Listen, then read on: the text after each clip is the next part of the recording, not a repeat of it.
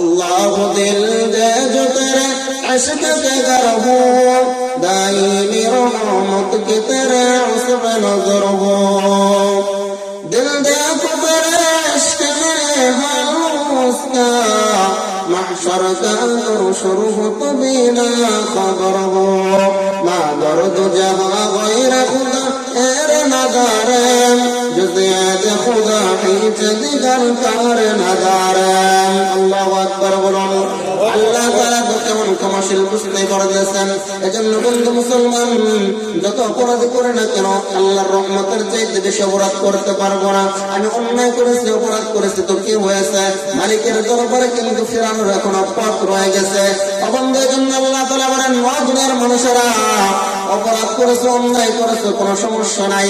যদি তোমার ঈমানটা মজবুত থাকে, যদি তোমার ঈমান পরিপূর্ণ থাকে, যত অন্যায় করে না কেন, যাই করে আর না করে না কেন, আমার ঈমান যদি ঠিক থাকে, অবশ্যই অবশ্যই আল্লাহ তাআলা আমাকে জান্নাতের মালিক বানাইবেন।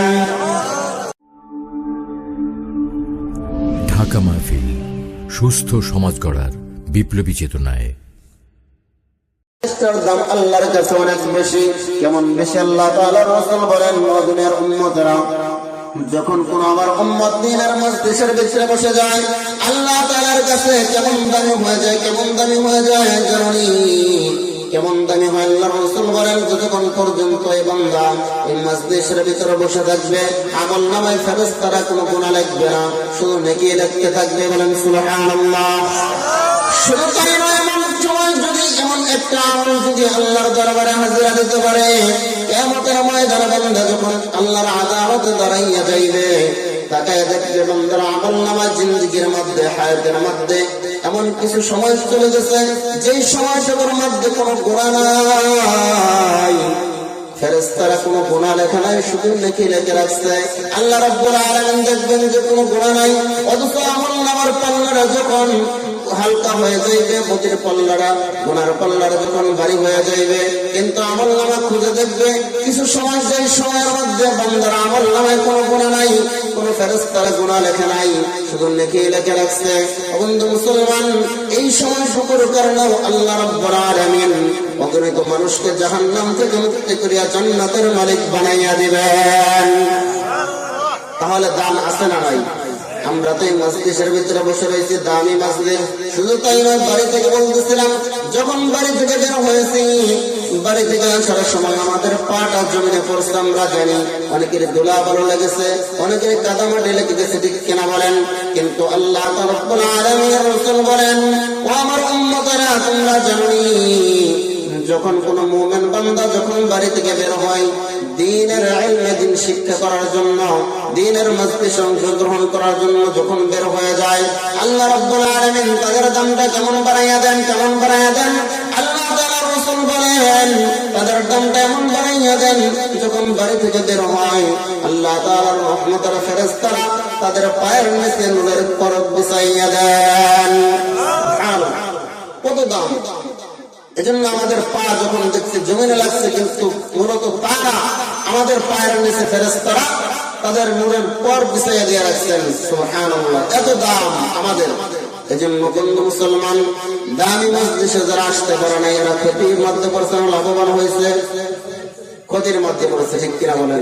যদি আসতে পারতো, তাহলে যতক্ষণ সময় বসে থাকতো, হতে পারে আল্লাহ তাআলা এই উসিলায় নাজাতের জরিয়া করে দিতে পারেন, ঠিক কিনা বলেন? এজন্য মুসলমান, আমরা মুসলমান দাবি করি, আমাদের তো উদ্দেশ্য বেশি থাকবে যেন নেক বেশি বেশি করতে পারি, ঠিক কিনা বলেন? নেক কাজ বেশি বেশি করা দরকার, গুনাহ থেকে বিরত থাকা দরকার। এজন্য আশরাফ আলী থানভী রাহমাতুল্লাহি আলাইহি বলেন, ও দুনিয়ার উম্মতেরা, রাসূলের উম্মতেরা, তোমরা যদি নেক কাজ যদিও কম করতে পারো, কিন্তু গুনার কাছে যেও না, কিন্তু গুনার কাছে যেও না। যদিও নেক কাজ পুরা অল্প করো, কিন্তু গুনার কাছে যেও না। কারণ আল্লাহ তাআলার রাসূল বলেন, আখলিস দীনাকা ইয়াকফিকাল আমালুল কলিল। ও ঈমানদার, তোমার ঈমান যদি খাঁটি হয়, তোমার আমলের মধ্যে যদি ইখলাস থাকে, কিয়ামতের ময়দানে অল্প আমলে কিন্তু তোমার জন্য নাজাতের জরিয়া হইয়া যাইবে। এজন্য আমলের মধ্যে ইখলাস থাকা দরকার, ঠিক কিনা বলেন? ও মুসলমান, আল্লাহ তাআলার কোরআনুল কারীম থেকে আমি কয়েকটা আয়াতে কারিমা তেলাওয়াত করেছি, সূরা নূহ থেকে কয়েকটা আয়াতে কারিমা তেলাওয়াত করেছি, রাসূলের অসংখ্য হাদিস থেকে ছোট্ট একটা হাদিস তেলাওয়াত করেছি। আল্লাহ তাআলা বলেছেন এই কোরআনের আয়াত এবং হাদিসকে সম্মুখে রাখিয়া কিছু কথা বলবো, শুনতে রাজি আছি তো ইনশাআল্লাহ? আল্লাহ রাব্বুল আলামিন বলতেছেন ফাকুলতু আস্তাগফিরু রাব্বাকুম ইন্নাহু কানা গাফফারা। সুবহানাল্লাহ বলেন। আসলে তো অর্থ বুঝে না, এই জন্য আমরা সুবহানাল্লাহ বইলে দিতে হইল। যদি অর্থ বুঝতাম যে আল্লাহ এখানে কি ঘোষণা করেছেন, তাহলে সুবহানাল্লাহ সাথে সাথে বলতাম, ঠিক কিনা বলেন? এজন্য আল্লাহ তাআলা বলতেছেন ফাকুলতু আস্তাগফিরু রাব্বাকুম। কথাগুলো ভালো করে খেয়াল দিয়ে শুনবেন। আল্লাহ তাআলা কি বলতেছেন দেখেন, আল্লাহ কত দয়াশীল, কত ক্ষমাশীল, তার পরিচয় করা দিয়ে দিতেছেন। আল্লাহ তাআলা ঘোষণা করতেছেন, নিজেই বলতেছেন। আল্লাহ বলেন ফাকুলতু আস্তাগফিরু রাব্বাকুম। বান্দা যখন অপরাধ করে ফেলে, আল্লাহর কাছে যখন অন্যায় করে ফেলে, অপরাধ করে ফেলে, নাফরমানি করে ফেলে, বান্দা তখন যদি আল্লাহ তাআলার কাছে মাফ চায়, আল্লাহ তাআলা বলতেছেন ও বান্দা অপরাধ করে ফেলছো তো আমি আল্লাহর কাছে মাফ চাও। কার কাছে চাইতে হইবে? আল্লাহর কাছে চাইতে হবে, ঠিক কিনা বলেন? এজন্য আল্লাহ তাআলা বলেন ওয়াসারি'উ ইলা মাগফিরাতিন মির রাব্বিকুম ওয়া জান্নাতিন আরদুহা আস-সামাওয়াতু ওয়াল আরদু উ'ইদ্দাত লিল মুত্তাকিন। ও বান্দা ভুল করেছো, অন্যায় করেছো তো কি হয়েছে? আমি আল্লাহ রাব্বুল আলামিন তো মাফ করনে ওয়ালা। আল্লাহ ঘোষণা দিতেছেন ওয়াসারি'উ ইলা মাগফিরাতিন মির রাব্বিকুম। অপরাধ করেছো তো আমি আল্লাহ তাআলার মাগফিরাতের দিকে দৌড়াও, গুনাহ মাফের দিকে দৌড়াও। অবশ্যই আমি আল্লাহ রাব্বুল আলামিন তোমার আসমান জমিনের যে গুনাহগুলো করবা, আমি আল্লাহ তাআলা গুনাহগুলো মাফ করে দেব, কারণ আল্লাহ বলেন ইন্নাহু কানা গাফফারা। সুবহানাল্লাহ বলেন। আল্লাহর কাছে যদি কেউ মাফ চায় তো আল্লাহ রাব্বুল আলামিন বান্দার গুনাহগুলো মাফ করে দেয়। ঘোষণা দিয়েছেন যে অবশ্যই মাফ চাইবা। কেন চাইবা? যে ইন্নাহু কানা গাফফারা।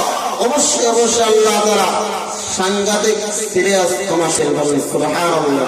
তরজমাটা মনে রাখবেন, গফফার মানে আল্লাহ তাআলা যে বান্দা যত সাংঘাতিক সিরিয়াস অপরাধ করুক না কেন, আল্লাহ তাআলা তার চাইতে আরো সাংঘাতিক সিরিয়াস ক্ষমাশীল। বলেন সুবহানাল্লাহ। কেমন ক্ষমাশীল? যেই ক্ষমা, যেই অপরাধের ক্ষমা পাওয়াটা নবী রাসূল পর্যন্ত অযোগ্য মনে করেন, এই ক্ষমাটা, এই অপরাধের ক্ষমা আল্লাহ তাআলা করে দেন। বলেন সুবহানাল্লাহ। আল্লামা আবুল্লাহ সমরকান্দি রাহমাতুল্লাহি আলাইহি ওনার এক কিতাবের মধ্যে একটা ঘটনা উল্লেখ করেছেন। ঘটনা বলেন যে কেমন ক্ষমাশীল আল্লাহ তাআলা।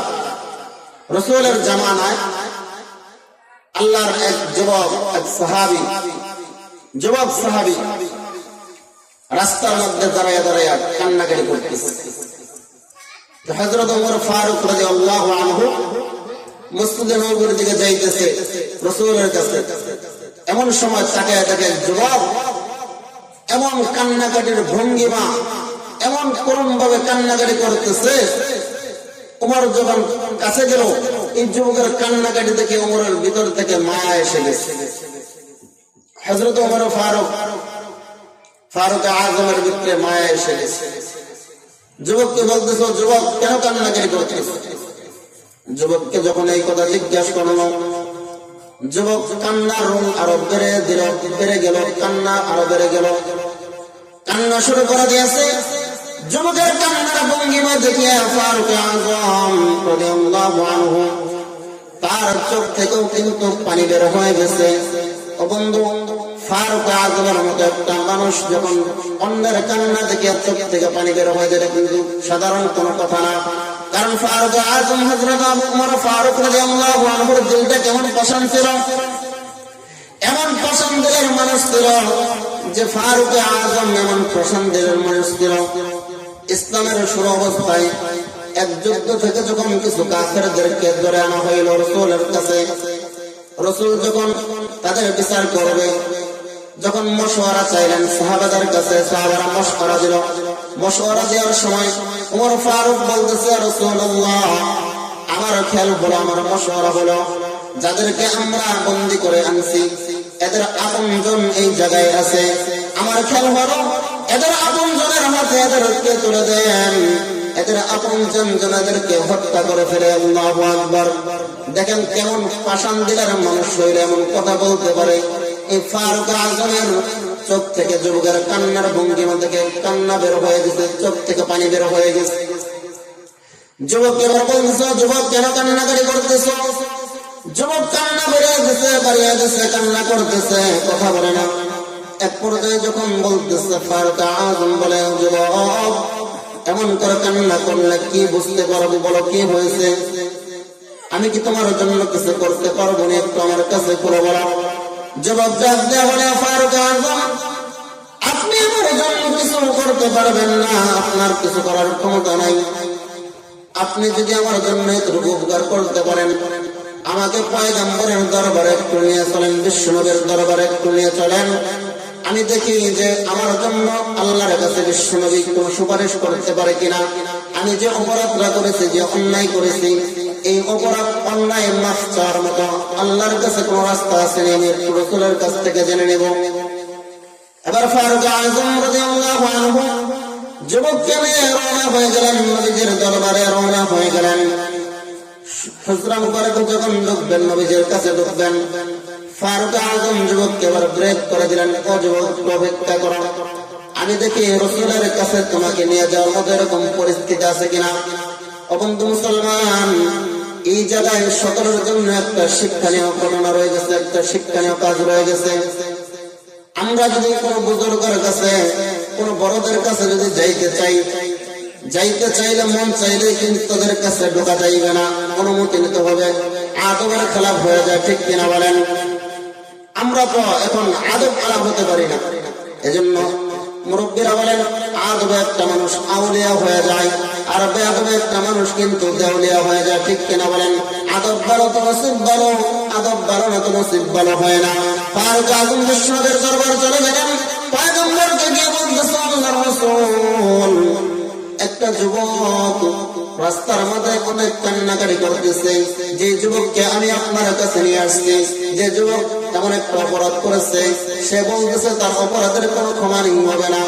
ও আল্লাহর রাসূল, আপনি যদি পারমিশন দেন আপনার কাছে একটু যুবককে হাজির করব। আল্লাহর রাসূল বলেন, যাও যাও নিয়ে আসো, তাকে আমার কাছে নিয়ে আসো। ফারুক আজম এবার চলে গেল যুবকের কাছে। যুবক কি বলতেছ? যুবক আসো, আল্লাহর রাসূল তোমাকে যাওয়ার জন্য অনুমতি দিয়ে দিয়েছেন। সুবহানাল্লাহ।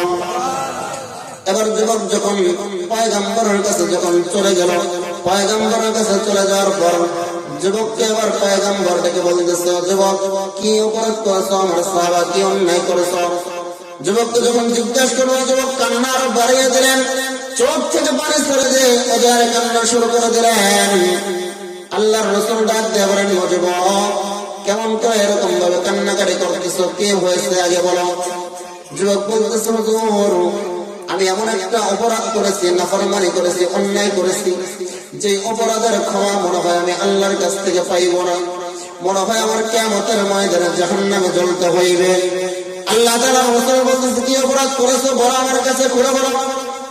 যুবক বলতেছে, হুজুর কেমনে করে বলবো, আমি তো অনেক বড় একটা অপরাধ করে ফেলেছি। আল্লাহর রাসূল বলেন, যুবক তুমি যে অপরাধটা করেছো, অপরাধটা কি আল্লাহর এই আসমান জমিনের চাইতে অপরাধী? যুবক বলে, হ্যাঁ হুজুর, মনে হয় আমার অপরাধটা আল্লাহর আরশ আজিমের চাইতে, আসমান জমিনের চাইতে বড় গুনাহ। আল্লাহর রাসূল বলতেছে, কেমন গুনাহ? আল্লাহর রাসূল ডাক দিয়ে বলেন, ও যুবক তাহলে কি আল্লাহর রহমতের চাইতে বেশি গুনাহ করেছো? যুবক চোখ থেকে পানি ছেড়ে দিয়ে বলতেছে, হুজুর হ্যাঁ হ্যাঁ, মনে হয় আমি আল্লাহর রহমতের চাইতে বেশি গুনাহ করেছি। এবার আল্লাহ তাআলার রাসূল বলতেছেন, এরপরের জবরাত্রার কথা বলতেছেন, হাল কতল তারাফছে, ও যুবক তুমি কি মানুষ খুন করেছো? যুবককে ডাক দিয়ে বলতেছে, তুমি কি মানুষ খুন করেছো? ও মুসলমান, শিক্ষা এখানে একটা বিষয় রয়ে গেছে। আল্লাহ তাআলার রাসূল যখন যুবককে বললেন, যুবক তুমি কি আল্লাহর রহমতের চাইতে বেশি গুনাহ করেছো? তখন কিন্তু আল্লাহ তাআলার রাসূল যে প্রথম অপরাধটা, অন্যায়ের কথাটা বললেন, হাল কতল তানাফসি, ও যুবক তুমি কি মানুষ খুন করেছো? ও মুসলমান, মানুষ খুন করা, একটা মুসলমান আরেকটা মুসলমানকে বিনা অপরাধে মেরে ফেলা, হত্যা করা কত বড় গুনাহ, এটা আল্লাহ তাআলার রাসূল বলে দিয়েছেন। ও দুনিয়ার মানুষের একটা মুসলমান আরেকটা কালেমাওয়ালা মুসলমানকে যদি বিনা অপরাধে হত্যা করে ফেলে, 1 কোটি মুসলমান মেরে ফেললে যে পরিমাণ গুনাহ আমল নামায় লেখা হয়, একটা কালেমাওয়ালা মুসলমানকে বিনা অপরাধে হত্যা করে ফেললে কিন্তু পরিমাণ গুনাহ লেখা হয়ে যায়। নাউযুবিল্লাহ বলেন। এজন্য মানুষ হত্যা করা এটা কি বিশাল বড় একটা অন্যায় কাজ, অপরাধ। কিন্তু এখন দেখা যায় মুসলমানদেরকে সারা তাম দুনিয়ার জমিনে, ফিলিস্তিনের দিকে তাকান, কাশ্মীরের দিকে তাকান, মায়ানমারের দিকে তাকান, মুসলমানদের রক্ত নিয়ে আজকে ইহুদি নাসারারা হোলি খেলতেছে, ঠিক কিনা বলেন? মুসলমানদের রক্তের দাম নাই, পশুর রক্তের দাম হয়ে গেছে, ঠিক কিনা বলেন? পশুর রক্তের দাম হয়ে গেছে। পাখি মেরে ফেলছে, আদালতে মামলা দায়ের করেছে। বাসার কুকুর মেরে ফেলছে, মামলা দায়ের করেছে। অথচ মুসলমানকে রাস্তাঘাটে অজারে মারতেছে, এটার কোনো বিচার আজকে পাওয়া যায় না, ঠিক কিনা বলেন? এজন্য মুসলমানের রক্তের তো দাম নাই। এবং মুসলমান এখন মারতেছে, বিচার হইতেছে না। কিন্তু বলেন তো একদিন হবে কি হবে না? হবে কি হবে না?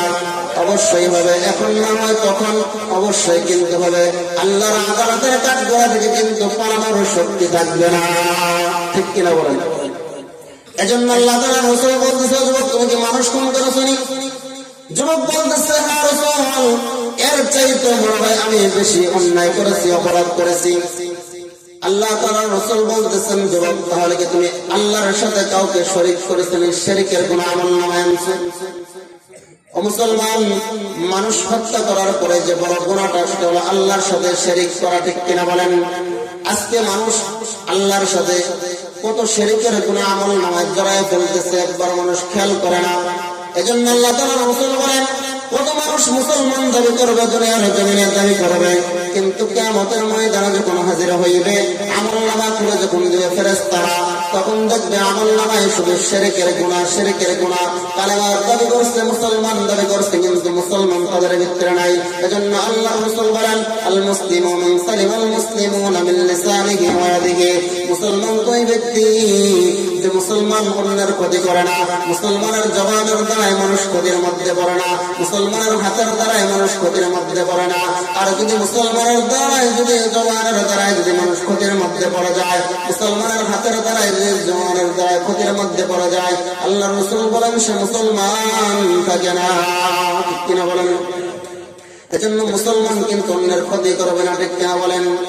এজন্য আল্লাহ তাআলা রাসূল বলেছেন, আল্লাহ তাআলার সাহাবা ও রাসূলের সাহাবা যেটাকে বলতেছেন, সাহাবা তাহলে কি তুমি আল্লাহর সাথে শিরক করছনি? যুবক এবার চোখ থেকে পানি ছেড়ে দিয়ে বলতেছে, রাসূলুল্লাহ, মনে হয় আমি এর চাইতেও বেশি বড় অন্যায় করেছি, অপরাধ করে ফেলেছি। আল্লাহ রাসূল বলেন, কি অপরাধ করছো? না বললে কেমনে করে বুঝবো? এবার যুবক অপরাধের কথা বলে দিতেছে।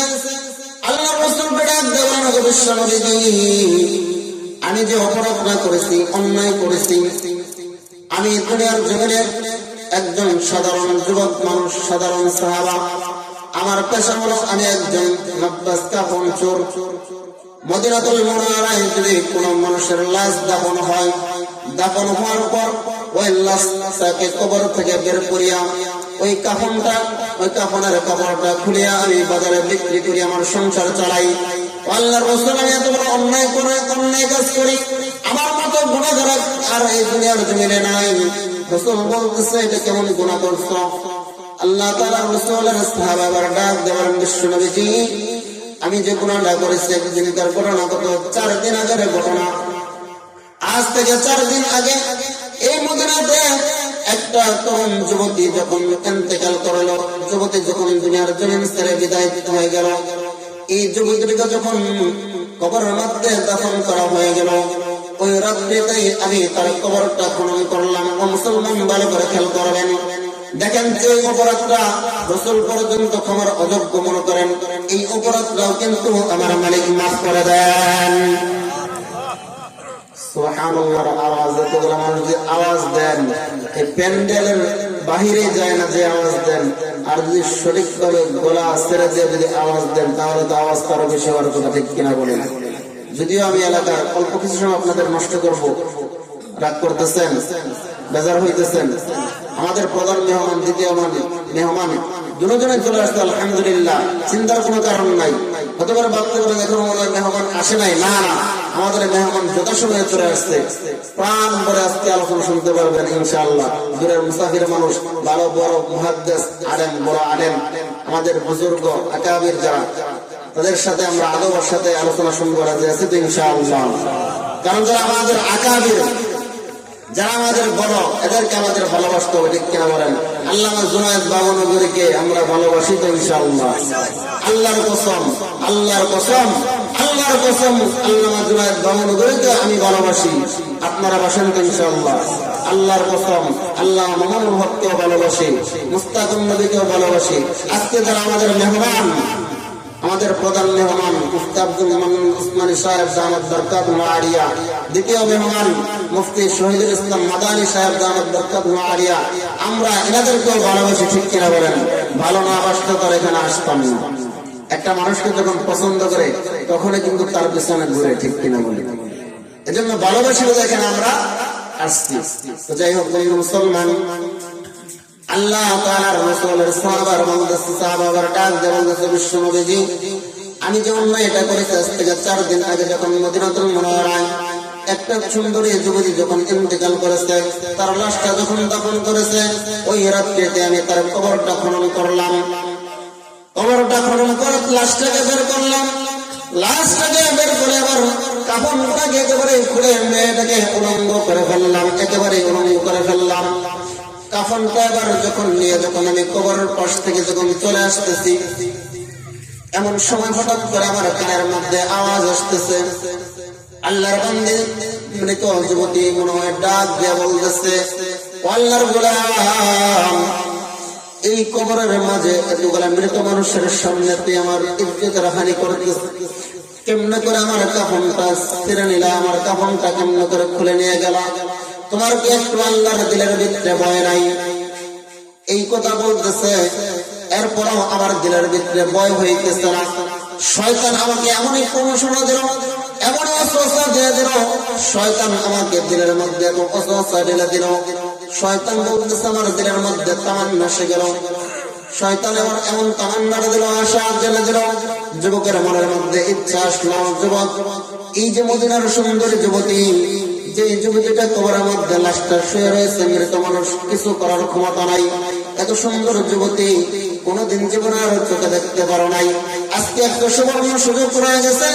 এই যুবতীর সাথে যদি তোমার মনের চাহিদা, যদি ইচ্ছা পূরণ করতে চাও, তুমি ইচ্ছা করলে ইচ্ছা পূরণ করতে পারো।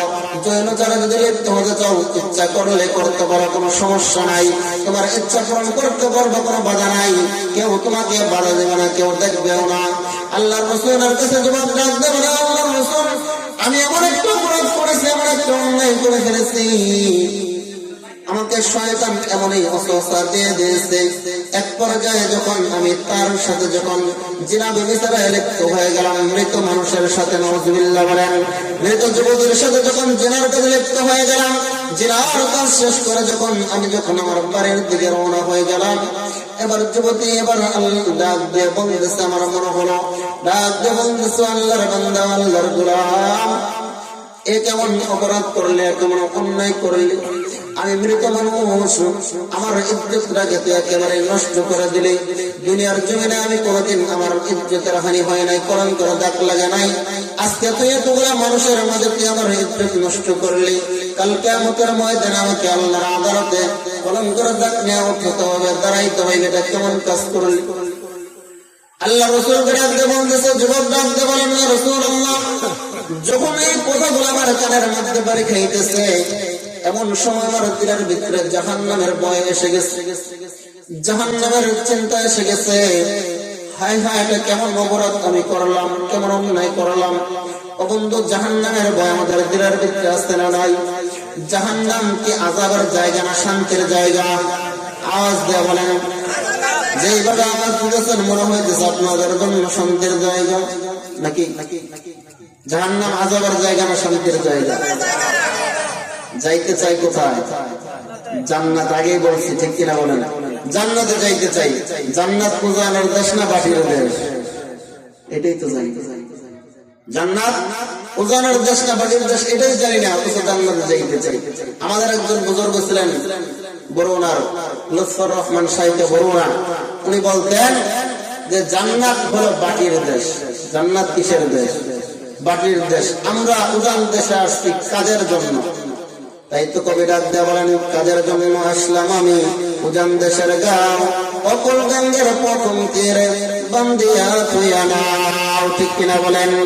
আইসা দেখি এই হাটতে আজব খেলা চলে, খেলায় খেলায় কাটাইলাম কাজের কথা গেলাম বলে। ঠিক কিনা বলেন? আসলেই তো তাই। ঘাটের মাঝে ডাইকা বলে, ওরে বাটির ছাও, জোয়ারে তোরে বাটা ধরছে সাইরা দিমুনাও। আসলেই তো আমরা তো এখানে কাজের জন্য আসছি। ঠিক কিনা বলেন? এজন্য জান্নাতে যাইতে রাজি আছি ইনশাআল্লাহ। যুবক আল্লাহর রাসূলকে ডাকতে বলতেছে, নবীজি যখন আমার দিনের ভিতরে জাহান্নামের ভয় যখন এসে গেল, জাহান্নামের চিন্তা যখন এসে গেল, আমার ভিতরে ভয় আসার কারণে আমি চিন্তার মধ্যে পড়ে গেলাম। আমি অপরাধ করে ফেলেছি, অন্যায় করে ফেলেছি, এমন একটা অপরাধ করেছে যে অপরাধের গুনাহ মনে হয় আল্লাহ তাআলা আমার মাফ করবেন না। যখন রাসূলের কাছে এই আরজি যখন জানাইলেন, রাসূলকে বলতেছে, নবীজি আজকে 4 দিন হয়ে যায় আমি খানা পিনা বন্ধ করে দিয়েছি, 4 দিন হয়ে যায় আমি চোখ থেকে পানি ছেড়ে দিয়ে কান্নাকাটি করে দিয়েছি। আমার মনে হয় আল্লাহ তাআলা আমাকে মাফ করবেন না, আমার গুনাহগুলো মাফ করবেন না। আল্লাহ তাআলার রাসূল যখন এই কথাটা শুনলেন, এবার যুবককে বলতেছে, যাও যাও, দূর হয়ে যাও, আমার দরবার থেকে দূর হয়ে যাও। এমন একটা অপরাধ তুমি করেছো, মনে হয় আল্লাহ তোমার অপরাধের কথা মাফ করবেন না। রাসূল তাকে বিদায় করে দিয়েছে। আশ্চর্য হয়ে গেছে যুবক, এবার দ্রুত গতিতে চলে গেছে রাসূলের দরবার থেকে। কেন? যে যদি তার কারণে যদি কোনো আযাব এখন এসে যায়, তাহলে তো আর রাসূল তার জন্য যদি কোনো বদদুয়া দিয়ে দেয়, তাহলে তো এটা তার জন্য কবুল হয়ে যাবে। কারণ পয়গম্বর নাকি মুস্তাজাবু দাওয়াত, পয়গম্বরদের দোয়া আল্লাহ তাআলা কবুল করেন। ঠিক কিনা বলেন? পয়গম্বরদের দোয়া কখনো মিস যায় না। তার যুবক দৌড়ে চলে গেল, দৌড়ে চলে গেছে পাহাড়ের উপরে। 1 দিন 2 দিন 3 দিন পার হয়ে যায়, যুবকের আর খোঁজ খবর নাই, কোন খবর আল্লাহর রাসূল নেন না। 40 দিন যখন পার হয়ে গেছে, 40 দিন পার হওয়ার পর আল্লাহ রাব্বুল আলামিন হযরত জিবরাইল আলাইহিস সালাতু ওয়াস সালামকে রাসূলের কাছে পাঠাইয়া দিয়েছেন। সুবহানাল্লাহ বলুন। রাসূলের কাছে পাঠাইয়া দিয়েছেন। আল্লাহ তাআলার রাসূলের কাছে জিবরাইল এসে বলতেছে, নবীজি আজ থেকে 40 দিন আগে একটা ঘটনা ঘটেছিল, আপনি জানেননি? নবীজি বলতেছে, কি হয়েছে? জিবরাইল আগে বলতেছে, নবীজিকে ডাক দিয়ে বলেন, নবীজি আগে বলুন, এই যে আসমান জমিনের নিচে, আসমানের নিচে জমিনের উপরে আল্লাহ তাআলা যত মাখলুক সৃষ্টি করেছেন, ওমা মিন দাব্বাতিন ফিল আরদি ইল্লা আলাল্লাহি রিজকুহা, জমিনের মধ্যে যত প্রাণী বিচরণ হয়েছে সকল প্রাণীর রিজিকের ব্যবস্থা কে করেন? আওয়াজ দিয়ে বলেন, কে করেন? আল্লাহ তাআলা করেন। ঠিক কিনা বলেন? জিবরাইল ডাকতে বলেন, নবীজি আগে বলুন, এই যে জমিনের মধ্যে যে মাখলুকগুলো আল্লাহ তাআলা বানাইছেন, এই মাখলুকগুলোর রিজিকের ব্যবস্থা কে করেন? পয়গম্বর ডাকতে বলতেছে, জিবরাইলকে কেমন কথা বললো? এটা তো আমার মালিক রিজিকের ব্যবস্থা করেন। শুধু তাই নয়, আমি পয়গম্বর রিজিকের খাবারের ব্যবস্থা আল্লাহ করেন। ঠিক কিনা বলেন? জিবরাইল আবার 2 নম্বর বলতেছে, আল্লাহর রাসূল তাহলে আগে বলুন, এই যে আল্লাহ তাআলা যে মাখলুকগুলো বানাইছেন, মানুষ বানাইছেন, কত মাখলুক আল্লাহ তাআলা বানাইছেন, এই মানুষ যদি অপরাধ করে, এই অপরাধ মাফ করেন ওয়ালাকে আল্লাহ তাআলার রাসূল ডাক দিয়ে বলেন, ও জিবরাইল এই মানুষগুলোর অপরাধ মাফ করবে হলো আল্লাহ, শুধু মানুষের নয়, আমি পয়গম্বরের অন্যায় অপরাধগুলো মাফ করার মালিক করেন আল্লাহ। ঠিক কিনা বলেন? যদিও পয়গম্বরের আমলনামায় কোনো গুনাহ নাই। ঠিক কিনা বলেন? কারণ পয়গম্বররা হলো মাসুম, পয়গম্বরদের আমলনামায় কোনো গুনাহ নাই। জিবরাইল আবার ডাক দিয়ে বলেন, ওগো বিশ্বনবী, তাহলে যদি আল্লাহ যদি মাফ করে নেওয়া হয়, আল্লাহ যদি রিজিক দিয়ে নেওয়া হয়, তাহলে আজ থেকে খেয়াল করেন, 40 দিন আগে আপনার কাছে একজন আপনার যুবক সাহাবা আসছিল, যে সাহাবার গুনার কথা আপনার কাছে বর্ণনা করেছিল, যে গুনার কারণে আপনি তাকে তাড়িয়ে দিয়েছেন, আপনি তার জন্য আল্লাহর কাছে সুপারিশ করেন নাই। ও আল্লাহর রাসূল জানেননি ওই যুবককে যখন আপনি তাড়াইয়া দিলেন, যুবক কোথায় চলে গেছে? আজকে 40 দিন পার হয়ে যায়, কোনো খোঁজ খবর নিছেননি। আল্লাহ রাসূল বলেন, না না, আমি তো কোনো খোঁজ খবর নেই নাই। জিবরাইল ডেকে বলতেছে, আল্লাহ রাসূল, ওই যুবক যখন আপনার দরবার থেকে যখন মাহরুম হয়ে চলে গেল, যুবক দুনিয়ার কারো কাছে যায় নাই, পাহাড়ের চূড়ার উপর উঠিয়া মালিকের কুদরতি কদমের সাজদায় পড়িয়া জমিনের মধ্যে পানিগুলা ছেড়ে দিয়েছে, চোখ থেকে পানি ছাড়তেছে। একদিন নয়, 2 দিন নয়, 40 দিন পর হয়ে গেছে। যুবক কান্নাকারি করতেছে, খানা পিনা বন্ধ হয়ে গেছে। যুবকের কান্না, এমন কান্নার ভঙ্গিমা দেখিয়া আল্লাহ রাব্বুল আলামিন যুবকের পিছনের জিন্দেগীর গুনাহগুলো আল্লাহ তাআলা মাফ করে দিয়েছেন। সুবহানাল্লাহ।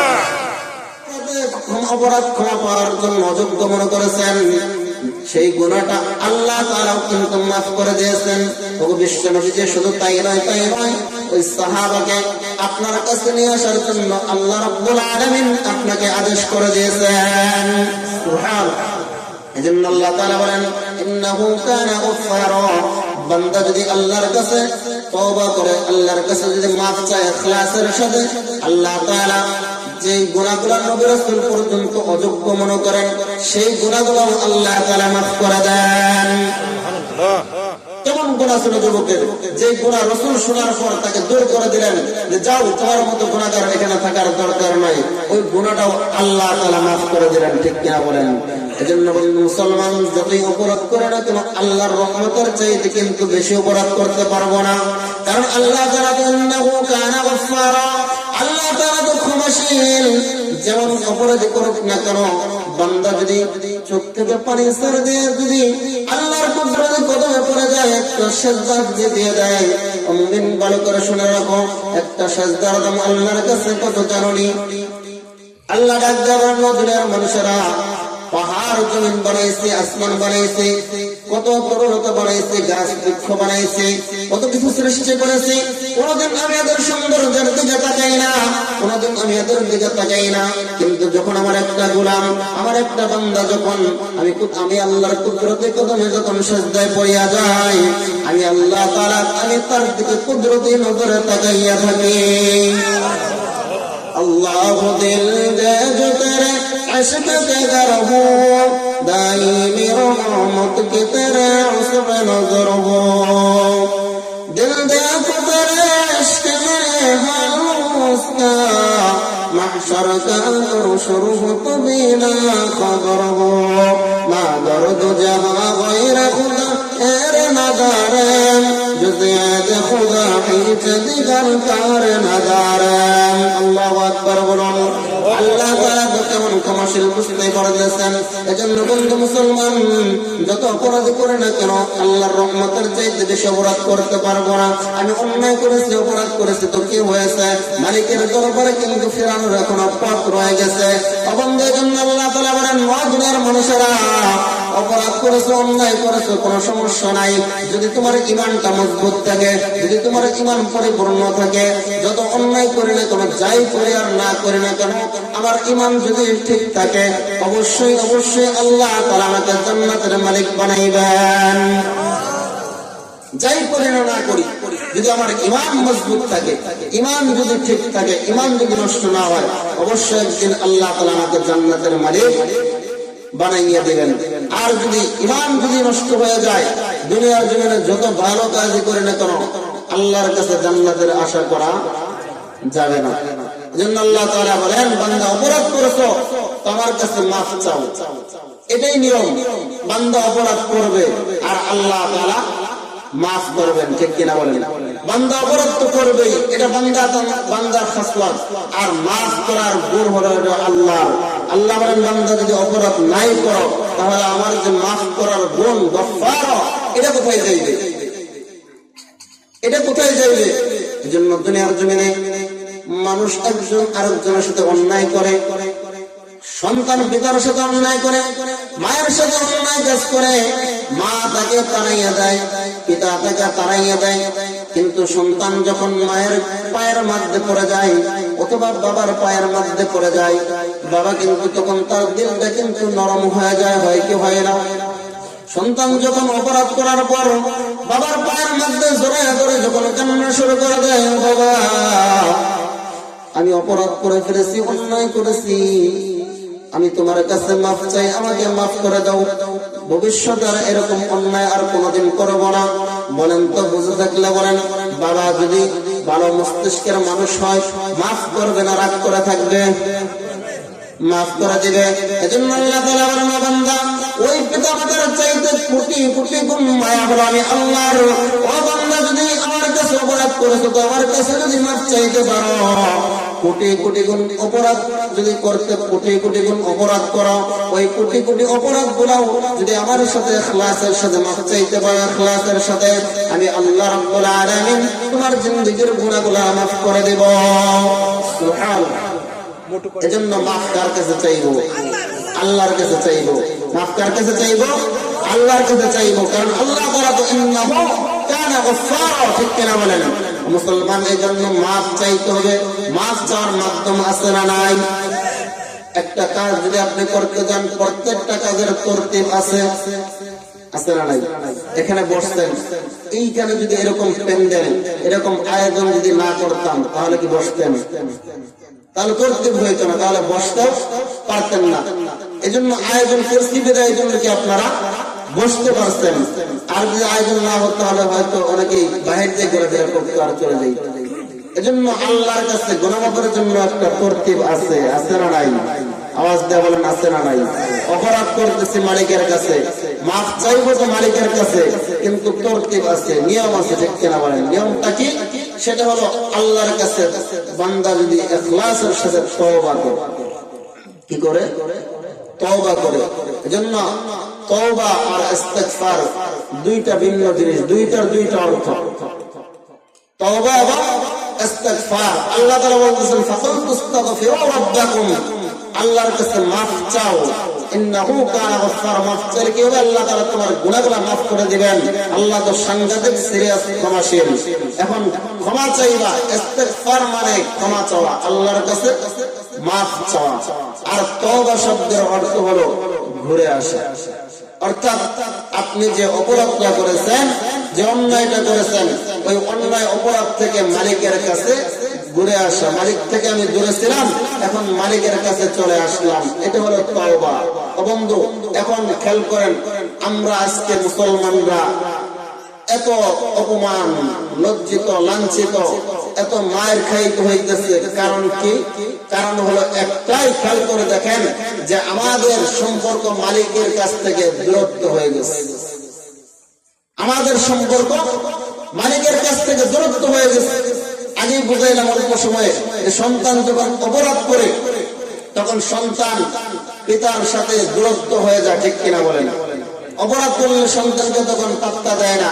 যখন সন্তান যখন পিতার কাছে মাফ চায়, অথবা কেউ মাধ্যম হয়ে তাকে মাফ চায়, তখন সন্তানকে মাফ করে দেয়, ঠিক কিনা বলেন? এজন্য আমাদের কাছ থেকে মালিকের সম্পর্কটা দূর হয়ে গেছে, দূরত্ব হয়ে যাওয়ার কারণে আজকে আমাদের দেখা যায় কত মুসিবত, করোনা ভাইরাস, কত আযাব, কত মুসিবত চলতেছে, ঠিক কিনা বলেন? এই মুসিবত থেকে, আল্লাহর কাছ থেকে রহমত পাওয়ার একটাই রাস্তা, যেটা হলো তওবা এবং ইস্তিগফার, ঠিক কিনা বলেন? সেটা কি? তওবা এবং ইস্তিগফার।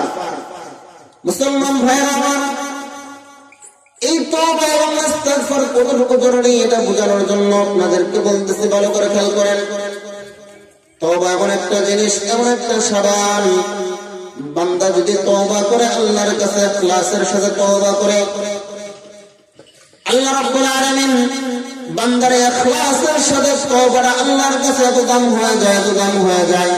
বান্দা 50 বছর হায়াত পাইছে, 50 বছর অন্যায় করেছে, অপরাধ করেছে, আল্লাহ বলেন না বান্দা আবার 50 বছর আমার কাছে নেক কাজ করে মাফ চাও, তারপরে তোমাকে মাফ করবো, এটা কিন্তু আল্লাহ বলেন নাই।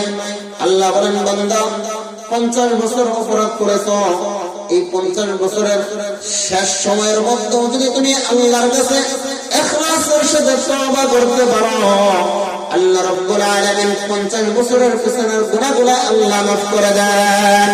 সুবহানাল্লাহ। কত বড় ক্ষমাশীল আল্লাহ তাআলা। শুধু তাই নয়, 80 বছর, 50 বছর, 60 বছর গুনাহ করেছে, তওবার সাবান দিয়ে যদি কেউ দৌত করে ফেলে, আল্লাহ তাআলা বান্দার গুনাহগুলো মাফ করে দেন। সুবহানাল্লাহ।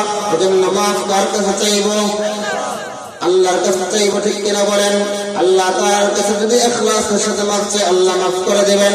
বন্ধু মুসলমান, ভালো করে ধরে করেন, আল্লাহ তাআলা যে ক্ষমাশীল, মাফ করনেওয়ালা। পয়গম্বর মুসা আলাইহিস সালাতু ওয়াস সালামের একটা ঘটনা আমরা সকলেই জানি, তারপরও বোঝানোর জন্য বলতেছি, যেহেতু আয়াতে কারিমা তেলাওয়াত করেছে আল্লাহ কত বড় ক্ষমাশীল। আগে বলেছে আজকে সম্মুখে রাখে দু চারটা কথা বলবো, সকলে আমলের নিয়ত শুনবেন, কারণ শুনলেন আর বের করে দিলেন, আমল করলেন না, কোনো ফায়দা কিন্তু হবে না, ঠিক কিনা বলেন? আপনি সারাদিন মেহনত করলেন, সারাদিন কাজ করলেন, সন্ধ্যাবেলায় যদি পরিশ্রমের ময়না যদি না পান, দাম যদি না পান, কোন কাজে আসবে? এই পরিশ্রমের কোন দাম আছে? আছে? আওয়াজ দেন, নাই।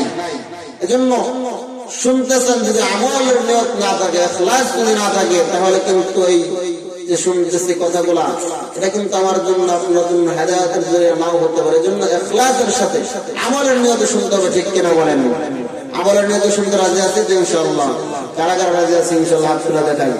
আল্লাহ তাআলা কবুল করুক বলে আমিন।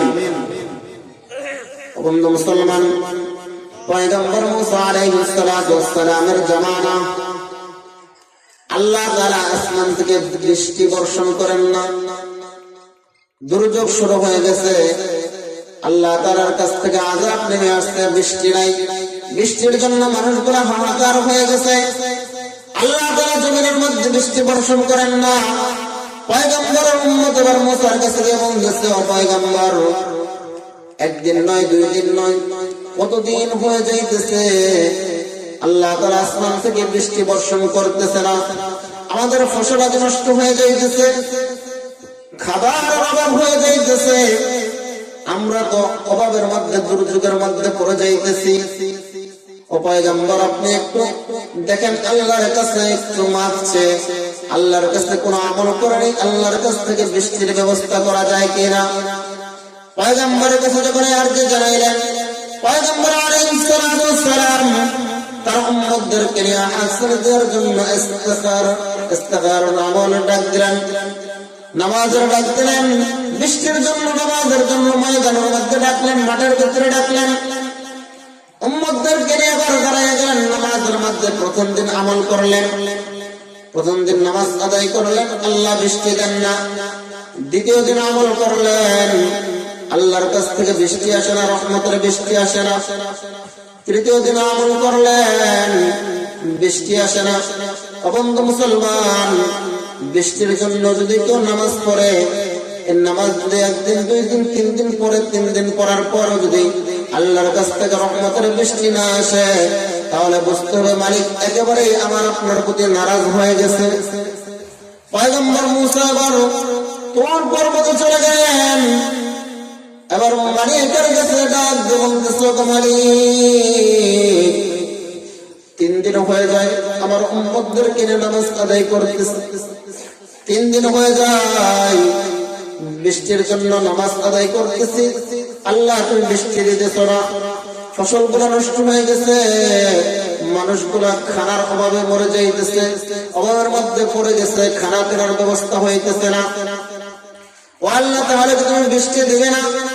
আল্লাহ তাআলা আবার ডাক দিয়ে বলেন, মুসা, তোমার এই জামাতের ভিতরে এমন একটা নাফরমান রয়েছে, এমন একটা গুনাহগার রয়েছে, যে গুনাহগারটার কারণে আমি আল্লাহ তাআলা বৃষ্টি দিতেছি না।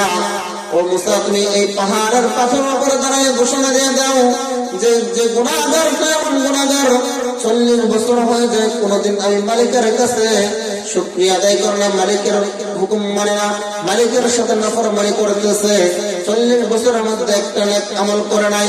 ও মুসা, তুমি পাথরের উপরে দাঁড়িয়ে ঘোষণা দিয়ে দাও, যতক্ষণ পর্যন্ত তোমার এই উম্মতরা এখান থেকে, ময়দান থেকে বের না হইবে, ওই পর্যন্ত আমি আল্লাহ তাআলা বৃষ্টি দেব না, বৃষ্টির ঘোষণা দেব না।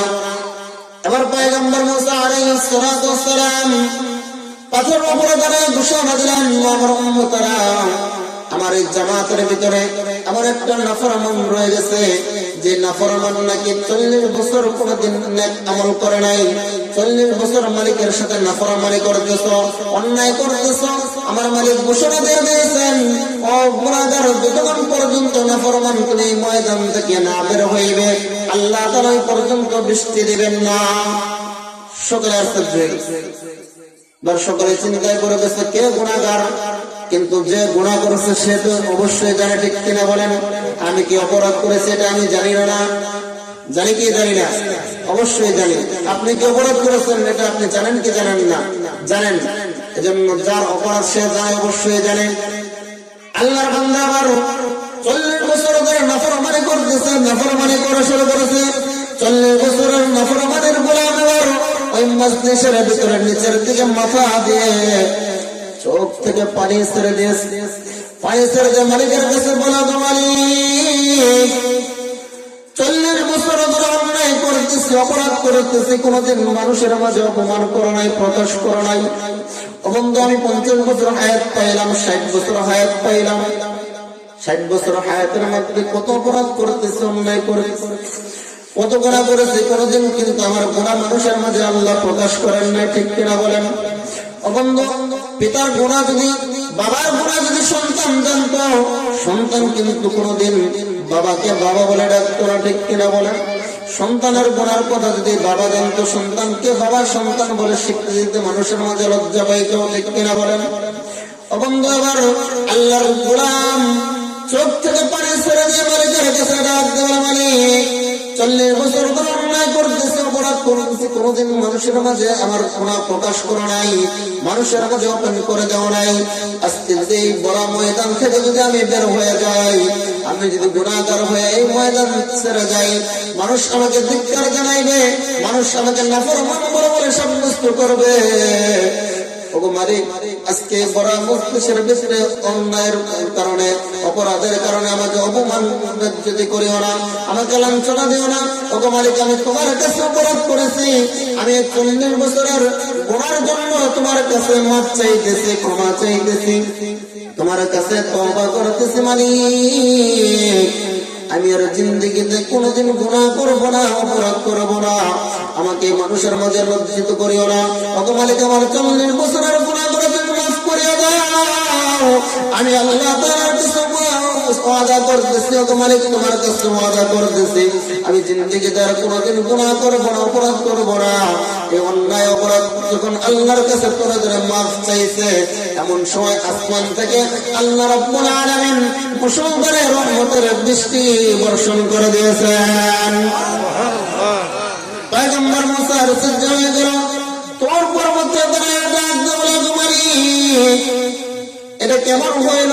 আমার এই জামাতের ভিতরে থেকে তো কোন মানুষ বের হইতে দেখলাম না। তুমি তো ওয়াদা কর, তুমি তো অর্ডার দিলা, হুকুম করলা, যতক্ষণ পর্যন্ত এই 40 বছরের নাফরমান এই জামাত থেকে বের না হইবে, ওই পর্যন্ত তুমি বৃষ্টি দিবে না, তুমি রহমতের বৃষ্টি আমাদেরকে দিবে না। ওগো মালিক, কাউকে তো বের হইতে দেখলাম না, কিন্তু তুমি সাথে সাথে আবার বৃষ্টি দিয়ে দিলা। আল্লাহ ডাক দেওয়া, মুসা তুমি জানো না আমি কেন বৃষ্টি দিলাম? এই মুহূর্তে আমার বান্দা, আমার গোলাম, আমি মালিকের কুদরতি কদমে পড়িয়া সেজদায় পড়িয়া যখন আমি মালিকের কাছে তার গুনাহ মাফের জন্য মাফ চাইছে, 40 বছরের গুনার জন্য যখন মাফ চাইছে, আমি মালিক তার 40 বছরের গুনাহগুলো মাফ করে দিয়ে জান্নাতের মালিক বানাইয়া আমি তোমাদের জন্য তার কারণে আজকে রহমতের বৃষ্টি দিয়ে দিয়েছি। এই জন্য আল্লাহ তাআলা বলেন, ইন্নাহু কানা গফফারা, আল্লাহ তাআলা তো সাংঘাতিক সিরিয়াস ক্ষমাশীল, ঠিক কিনা বলেন? এজন্য দিলটাকে একটু নরম করেন, একটু বুঝান, আমি কত অপরাধ করেছি, আল্লাহর রহমতের চাইতে বেশি অপরাধ কিন্তু করতে পারি নাই। অবন্ধ রাতের অন্ধকারে কত অন্যায় করেছি, জিনা করেছি, ব্যভিচার করেছি, খুন খারাপি করেছি, মারামারি করেছি, কাটাকাটি করেছি, দুনিয়ার কোনো মানুষ কিন্তু দেখে নাই, কিন্তু আমার মালিকের চোখ কিন্তু আমি আড়াল করতে পারি না, ঠিক কিনা বলেন? মালিক তো সব জায়গায় দেখেন। এজন্য বন্ধু, আমার অপরাধের খবর যদিও দুনিয়ার কোন মানুষ জানে না, অন্যের খবর যদিও দুনিয়ার কোন মানুষ জানে না, কিন্তু আমার মালিক তো অবশ্যই জানে। এজন্য মালিকের কুদরত কদমে পড়িয়া কোন আল্লাহর বান্দা যদি ইখলাসের সাথে তওবা করতে পারে, চোখ থেকে যদি পানি ছেড়ে দিয়ে দিলটাকে নরম করে দেয়, বন্ধু জেনে রাখবো আল্লাহ বলেন, ইন্নাহু কানা গফফারা, অবশ্যই অবশ্যই আল্লাহ বান্দার সাংঘাতিক সিরিয়াস অপরাধটাকে আল্লাহ ক্ষমা করে দেন। এজন্য ক্ষমা করে না কে? আল্লাহ। মাফ কার কাছে চাইবো? আল্লাহর কাছে চাইবো। এজন্য মাফ চাওয়ার তরিকা রাসূল শিখিয়ে দিয়েছেন। ও উম্মত, যদি আল্লাহর কাছে অপরাধ করো তাহলে মাফ চাও, আল্লাহর মাগফিরাতের দিকে দৌড়াও। তার রাস্তা হলো তওবা, ঠিক কেন বলেন? এজন্য তো রাসূলকে বলা হয় মাহবুবানাকা সাল্লি আলা নাবি মুহাম্মদ, মাহবুবানাকা সাল্লি আলা নাবি মুহাম্মদ, আকু কে দেখা দেনে মুঝে মক্কা মদিনা, ঠিক কেন বলেন? মক্কা মদিনা দেখতে চাই তো রাজি আছি তো আল্লাহ কবুল যদি করে। মক্কা মদিনা দেখার কার কার ইচ্ছা আছে? হাত তোলেন, হাত তোলেন, নিয়ত করেন। আল্লাহ যদি কবুল করে আমার কি অসুবিধা আছে? আল্লাহ যদি ব্যবস্থা করে, যদি নিয়ত খালেস করে, ঠিক কিনা বলেন?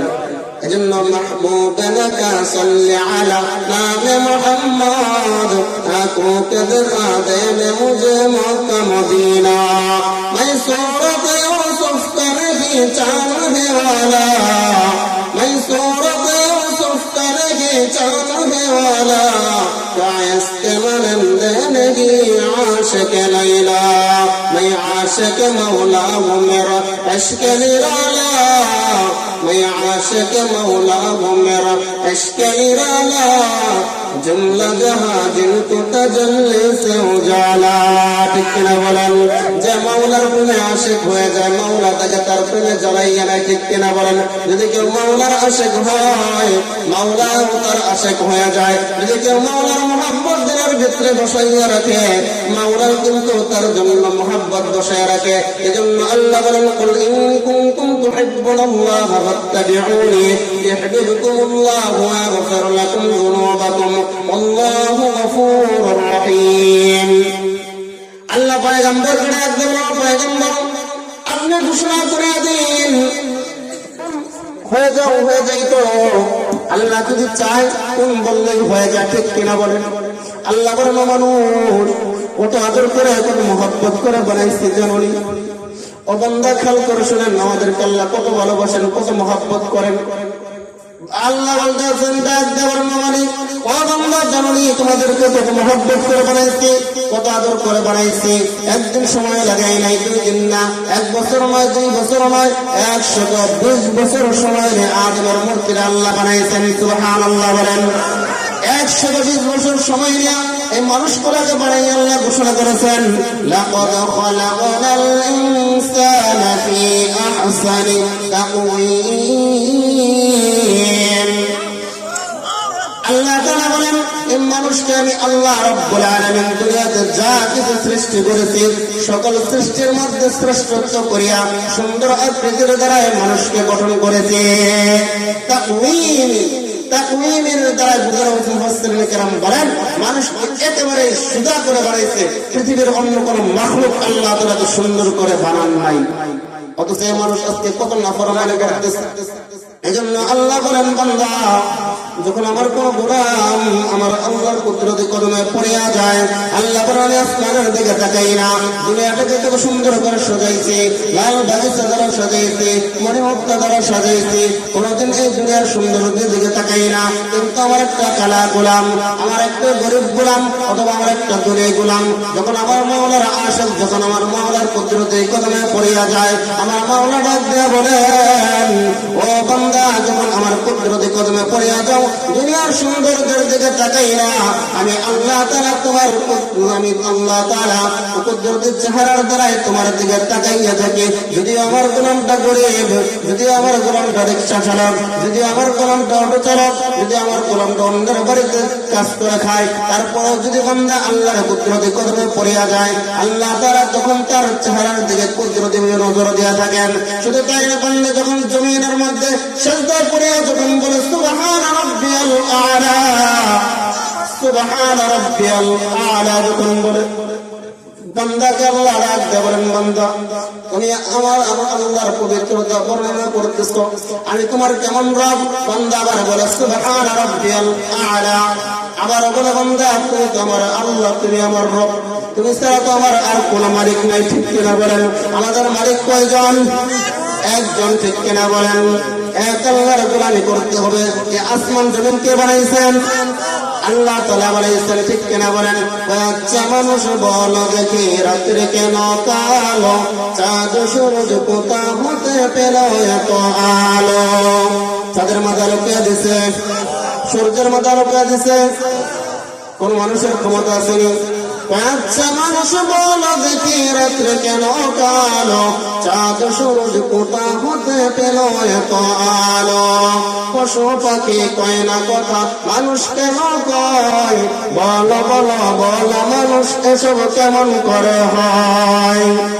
ফুলগুলি সব নানান রঙের কেমন করে হয়? পাতাগুলি সবুজ বটে ফুলের মতো নয়।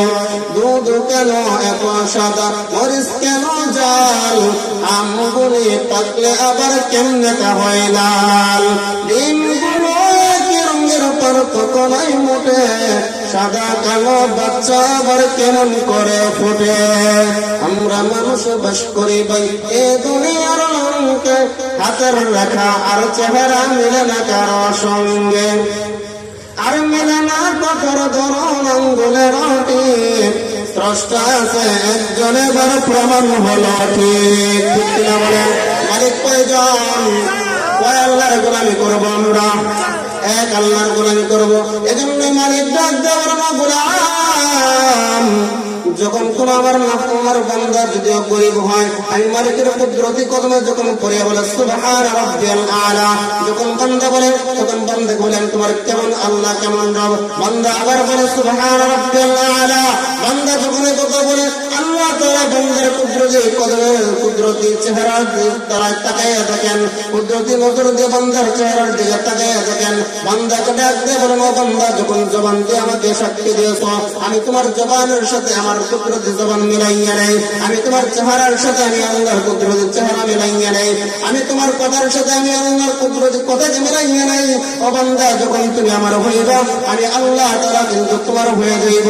আর আমার একটা গোলাম যখন আল্লাহর কাছে কিছু চাইবে, আল্লাহ তাআলার সাথে সাথেই ওটা দান করে দিবেন। এজন্য মুহতারাম হাজিরিন, আল্লাহ তাআলার কাছে যতই অপরাধ করে না কেন, মাফ চাওয়ার একটা রাস্তা, সেটা হলো কি?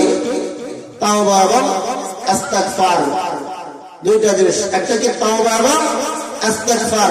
আবারও অর্থটা স্মরণ করে দিই। ইস্তিগফার মানে আল্লাহর কাছে ক্ষমা চাওয়া, মাফ চাওয়া। আর তাওবা শব্দের অর্থ মানে আল্লাহর কাছ থেকে আল্লাহর পথে ফিরে আসা। আমি যে অপরাধ করেছি, মালিকের কাছ থেকে দূরে ছিলাম, তখন মালিকের কাছে ফিরে আসলাম, আমি আর অন্যায় করবো না। ঠিক কিনা বলেন? এজন্য জিন্দেগিতে যত গুনাহ করে না কেন, যদি আল্লাহর কাছে ইখলাসের সাথে যদি কেউ তওবা করতে পারি, আল্লাহ রাব্বুল আলামিন আমার আপনার জিন্দেগির গুনাহগুলো আল্লাহ তাআলা মাফ করে দিবেন। 1 বছর 2 বছর মাফ চাওয়া লাগবে না। যদি একবার যদি বান্দা মৃত্যুর আগ মুহূর্তে রাসূল বলেন, যদি কেউ ইখলাসের সাথে তওবা করে, ইন্নাহু কানা গাফফারা, আল্লাহ তাআলা অবশ্যই অবশ্যই বান্দার এই সাংঘাতিক অপরাধটাকে আল্লাহ তাআলা ক্ষমা করে দেবেন। সুবহানাল্লাহ। মুহতারাম হাজিরিন, আমার সময় যে শেষ হয়ে গেছে, আমি আর কথা লম্বা করতে চাই না। এ পর্যন্ত আপনাদের সম্মুখে যা কথা বলেছে, আমার কথার দ্বারা যদি কেউ ব্যথা পেয়ে থাকেন, আঘাত পেয়ে থাকেন, যদিও আমি আপনাদের এলাকায় মসজিদের ইমাম, আমার কথার দ্বারা যদি কেউ আঘাত পেয়ে থাকেন, আল্লাহ মাফ করে দিবেন। কেউ আমার কথায় কষ্ট দেবেন না। এবং আমার যা কথাগুলো বলছি আমি, এই কথাগুলোর উপর আল্লাহ তাআলা আমাকে এবং আপনাদের উভয়কে যেন আমল করার তৌফিক দান করেন বলে আমিন। এবং শেষ পর্যন্ত আমাদের প্রধান আকর্ষণ যিনি রয়ে গেছেন, অনেক বড় মাপের একজন আলেম, মুহাদ্দিস মানুষ, শাইখুল হাদিস, বড় মাপের একজন আলেম। আমরা ওনার সাথে আদবের সাথে বসিয়া ধৈর্যের সাথে আলোচনা শুনতে রাজি আছি ইনশাআল্লাহ। আল্লাহ তাআলা আমাদের সকলকে আজকের এই মাহফিলের তাকে নাজাতের জন্য জোরে করে দেন বলে আমিন। আমিন। আখির দাওয়ানা আলহামদুলিল্লাহি রাব্বিল আলামিন। আসসালামু আলাইকুম ওয়া রাহমাতুল্লাহি ওয়া বারাকাতুহু।